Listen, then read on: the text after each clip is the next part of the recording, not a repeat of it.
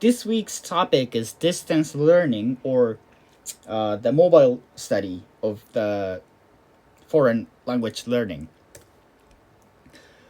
The development of internet technology, we can use or experience face the target language no matter how far we live or we are in. So we have more opportunities to notice the language through email, social media, apps, or only for learning. YouTube is also a good tool to learn the language. So first of all, what does the noticing language mean? It's basically like notice how that language is used or how that language is different from your mother tongue. Is also, I think, another definition of noticing the language. So how it's actually used or how it's different or whatever, like noticing. So what type of media we can use for distance learning? First of all, it's social media. And open and closed, I just categorize. It's like basically whether you need that permission to see the person's tweet or post. So Twitter, usually we don't need permission to see one's tweet usually, but like Line or Discord, we need to we need to be allowed to communicate with that person. And from both those open or closed social media, we can learn the written form of the language. So like abbreviation or kind of slangs we can learn. And if it's closed, I think abbreviations or also kind of bad languages, like informal forms of languages,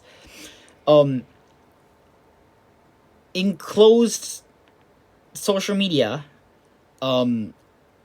involve more informal languages, including abbreviation and bad language too. What other type? Like Skype or Line also has the kind of phone call stuff, like verbal communication. We can do we can communicate with other person verbally through Skype or Line. So in that format, we don't need to read the language, read what that interlocutor said or wait their replies. We can actively talk with other person. And also Canvas and Google Classroom is another tool to for distance learning. I think you guys would understand what that mean, because we are using Canvas for this class.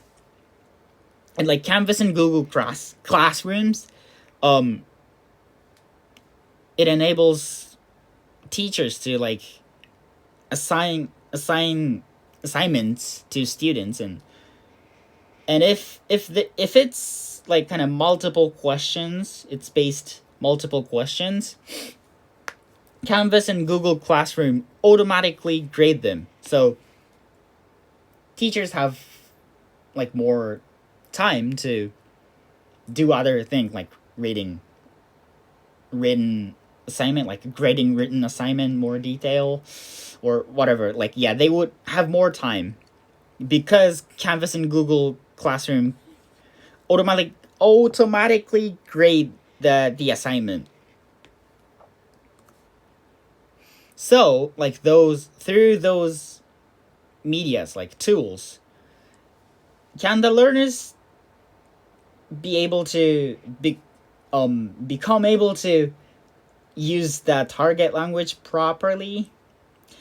Unfortunately, language learning is not that simple. I think, yeah, you guys already know that.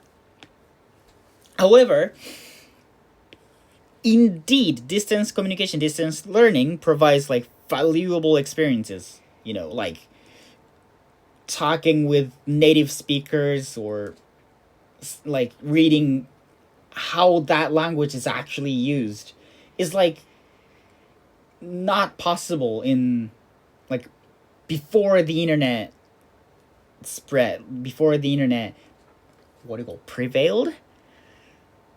So we live in like very valuable time, talking or using or reading the how that target language is actually used is very important for language learning. And talking, especially, like, if it's more interactive, it's very important for language learning.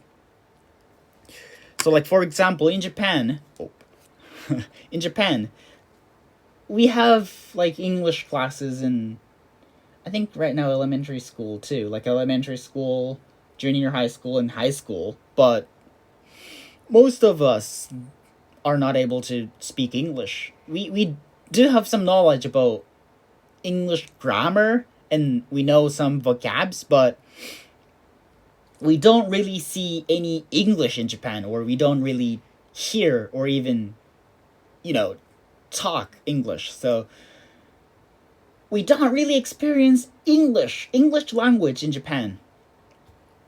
Therefore, most of Japanese people, like, are not able to speak English unless they, like, experience study abroad, or, like, study that language in foreign countries, like in immersed that speaking country.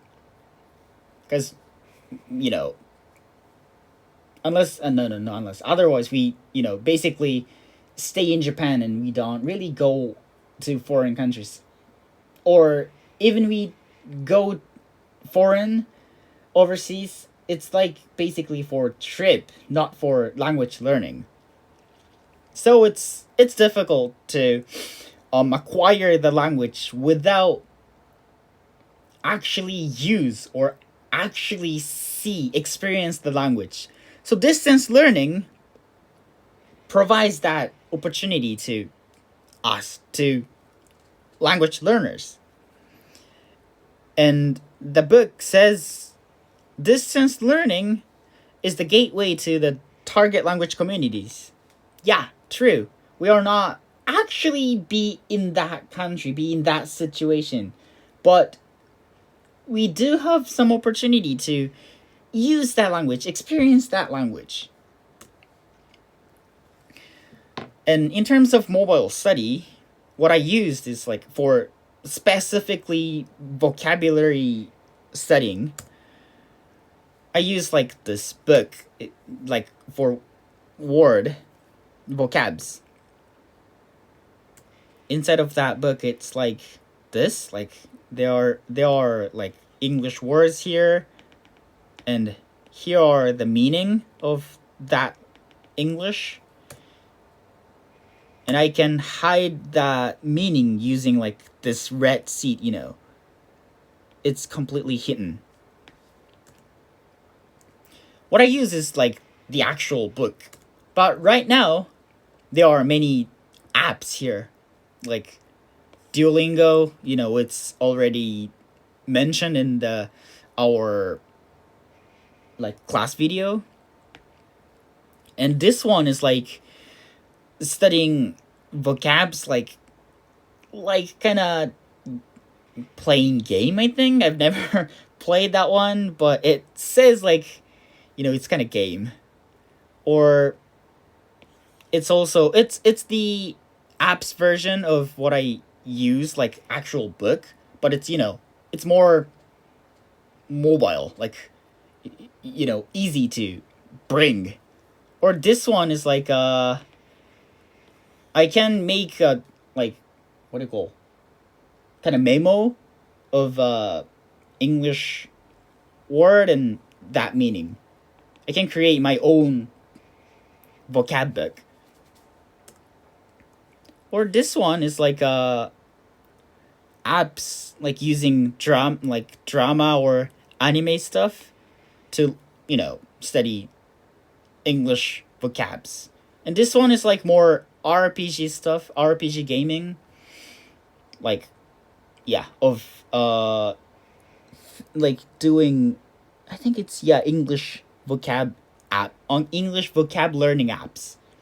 So recently we have had like more apps to study English vocabs anytime and anywhere thanks to the technology. So that's for all.